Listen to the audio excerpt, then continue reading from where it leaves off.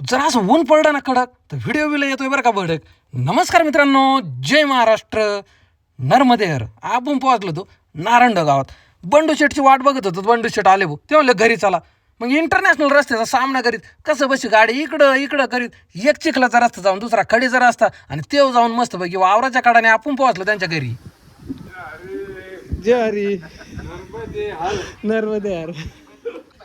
तुमचं म्हणजे याच्यात बघत होतो मी तुम्हाला मोबाईल मध्ये. पाहुणचार घेऊन आपण आपल्या वर्कशॉपच्या ठिकाणी पोहोचलो बरं का. हे ठिकाण कोणतं आहे ना ते तुम्हाला नंतर सांगतो. आवडलं तर कमेंट करा फक्त. आज आहे ना 24 तारीख होती, पण 19 ऑगस्ट रोजी आहे ना जागतिक फोटोग्राफर दिन असतो. त्या दिवशी काही नियोजन झालं नव्हतं म्हणून आज आहे ना योगेंद्र चव्हाण सरांचं वर्कशॉप ठेवलं होतं बरं का. ग्रुपचा फोटो सगळ्यात अगोदर काढून घेतला. कमून नंतर सांगतो. आता आहे ना पोटा पाण्याची व्यवस्था केली होती आणि फोटो याच्यामुळे अगोदर काढला होता का जेवल्यानंतर लोकांना कंटाळा येतो, कोणी निघून जातो, कोणी गप्प बसतं. त्याच्यामुळे अगोदर आहे ना म्हणले फोटो काढून घ्या.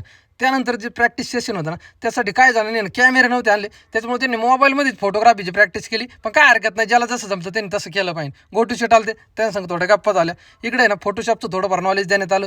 शुभम शेट म्हणले आम्हाला तुमच्या व्हिडिओत घ्या. त्यानंतर मस्तपैकी वर्कशॉप संपलं होतं. मग सगळ्यांना बाय बाय करून आता मी निघालोय घरी. तोपर्यंत तुम्ही म्हणा नर्मदेहर रामकृष्ण हरी. भेटू पुढच्या व्हिडिओमध्ये. व्हिडिओ कसा वाटला नक्की सांगा कमेंट करून. धन्यवाद.